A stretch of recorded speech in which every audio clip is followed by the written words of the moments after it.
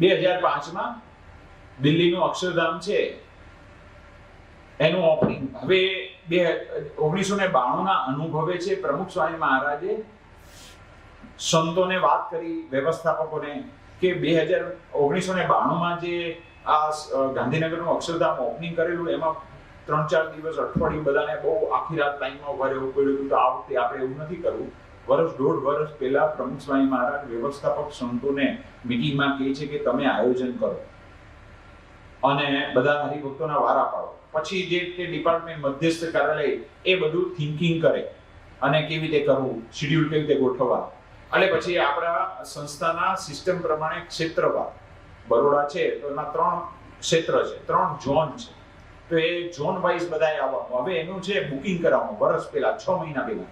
હવે બુકિંગ માટે આપણને એ હરિભક્તોને ત્યાં આવે, રહેવાનું, જમવાનું, ફરવાનું, આ બધા શો જોવાના ટોટલ ફ્રી.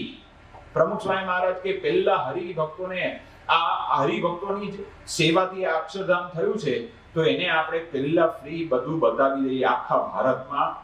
પરદેશના તમામ હરિભક્તો, America, London, UK, far East, પછી ગલ્ફ વગેરે જ્યાં વિશ્વમાં આપણા હરિભક્તો હોય એના માટે આખા વર્ષમાં બધું આ આયોજન થયું. અને બુકિંગ માટે છે 100 રૂપિયા ફી છે એ લેવી પડે આપણે, ટોકન ચાર્જ, જેથી કરીને આપણને સાચી સંખ્યા મળે. બરાબર? આ બાજુ એ લોકોની એવી એ સંખ્યા પ્રમાણે ઉતારાની, રહેવા જમવાની, સભાની બધી વ્યવસ્થા, બધા શો જોવાના બધી વ્યવસ્થા થઈ. અને પછી પ્રમુખ સ્વામી મહારાજની વિશેષતા એ હતી, પ્રમુખ સ્વામી મહારાજ છે ને પ્રાઇમ મિનિસ્ટર નહીં મળતા, રાષ્ટ્રપતિ નહીં મળતા અને પટ્ટાવાળાને પણ મળતા, વ્યક્તિગત 1-to-1. અને પ્રમુખ સ્વામી મહારાજ નાના કાર્યકરને મળે, મોટા કાર્યકરને મળે. તો સ્વામી પાસે બધું રિપોર્ટિંગ થાય ભોજન દરમિયાન 3 ટાઈમ. અને બધા અલગ અલગ ક્ષેત્રના આવ્યા હોય એટલે બધું રિપોર્ટિંગ જે તે કાર્યકર્તાઓ કરે કે સ્વામી અમારા વિસ્તારમાંથી છે સંખ્યા નોંધાય એમાંથી 80% આવ્યા છે, 90% આવ્યા છે, 75% આવ્યા છે.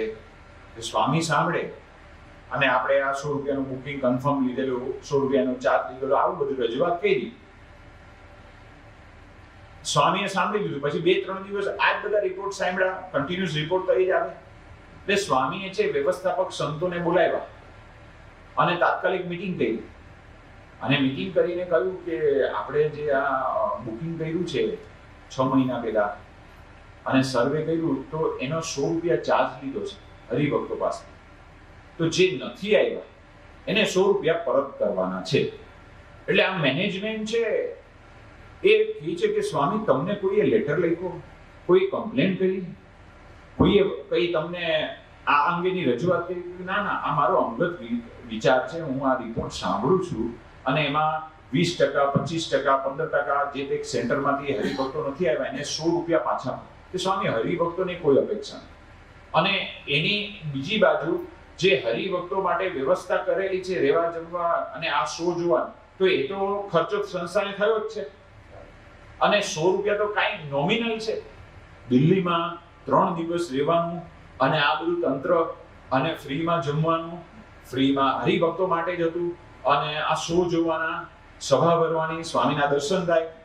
એ વખતે પ્રમુખ સ્વામી મહારાજે ફરીને મેનેજમેન્ટને કીધું કે મારી અંગત ઈચ્છા છે અને તમને આશ્ચર્ય લાગશે, આખા ભારતમાં બધે સંતોને સૂચના આપવામાં આવી. એક બાજુ આ સમયો ચાલે, બીજી બાજુ જે કાર્યકર્તા હોય જે ન આવે, જે સેન્ટરનો વારો પતી ગયો હોય ત્યાં સર્વે થાય અને એને 100 રૂપિયા એકવાર આપી દેવાના.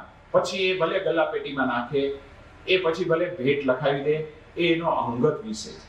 આ પ્રમુખ સ્વામી મહારાજની પ્રામાણિકતા, એના જીવનમાંથી આવા સંતો, આવો હરિભક્ત સમાજ એ તૈયાર થયો છે. એને લઈ અને આવું અદ્ભુત કાર્ય થાય છે.